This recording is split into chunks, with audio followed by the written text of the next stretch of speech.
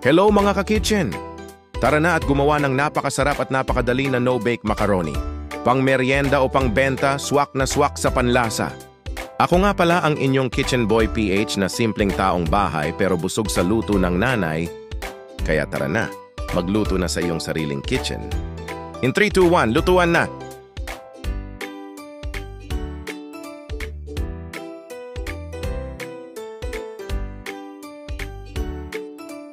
Siyempre, kailangan natin ng elbow macaroni, kahit anong brand ayon sa inyong panglasa. At papakuluan natin ito gaya ng instruction sa package nito. Pakuluan sa tubig na may asin at halu-haluin. Paminsan-minsan para siguruhin na hindi magdidikit sa kaldero.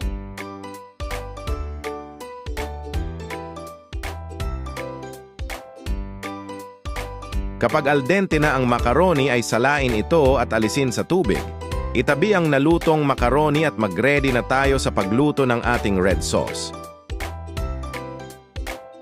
Kailangan natin maggisa ng 1 sibuyas at 5 cloves ng bawang, depende na lang kung gusto nyo pa magdagdag. Igisa ito sa mantika.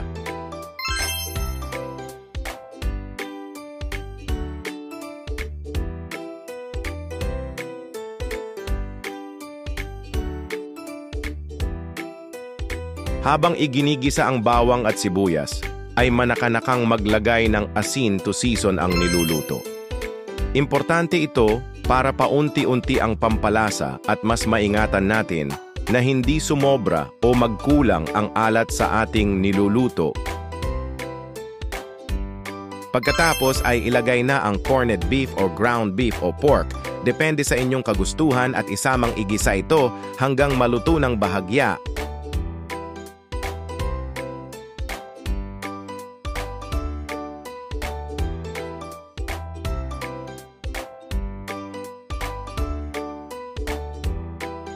Maglagay din ng paminta ayon sa gusto ninyong level ng anghang at lasa.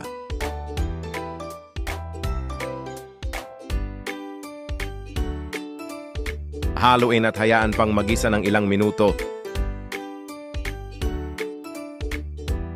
Magdagdag ng 500 grams ng spaghetti sauce for every 500 g of pasta.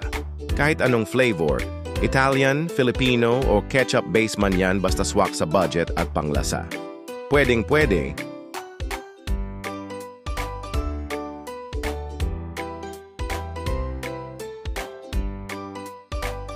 Ilagay na ang hotdog na bet ninyo. Pwedeng cheese dog, chicken dog, o yung regular red hotdog na favorite ninyo.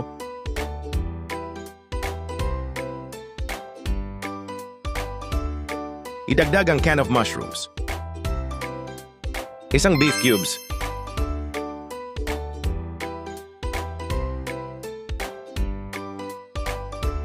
Pakuluin at pagkatapos ay ihalo na ang macaroni pasta na niluto at itinabi natin kanina.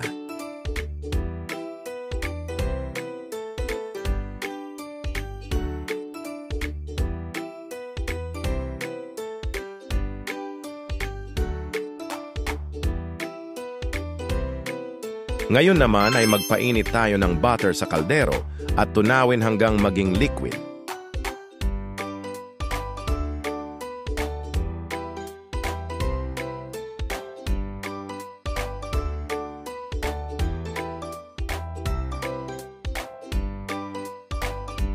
At pagkatapos ay maghalo ng all-purpose flour sa natunaw na butter para kumapal at maging malapot ng kaunti ang ating mornay o yung ating cheese sauce.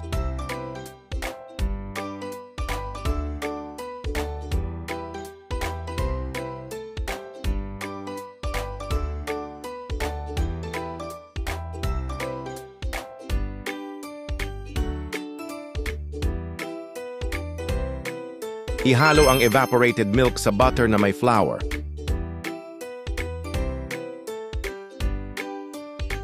Ihalo din ang all-purpose cream.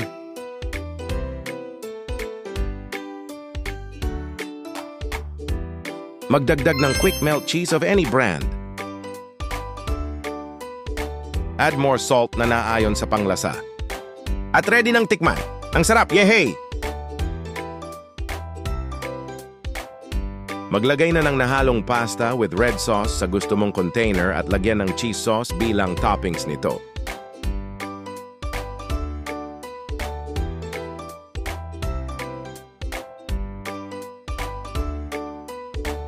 At para sa finishing touches, bodburan ito ng chopped parsley on top. Napakasarap na no-bake macaroni. Nasa iyo na kung ibebenta mo o pang merienda ito ng pamilya.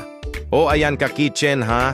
Basta ang pagluluto ay galing sa puso, tiyak, ikaw ay panalo. Until our next cooking mga ka-kitchen.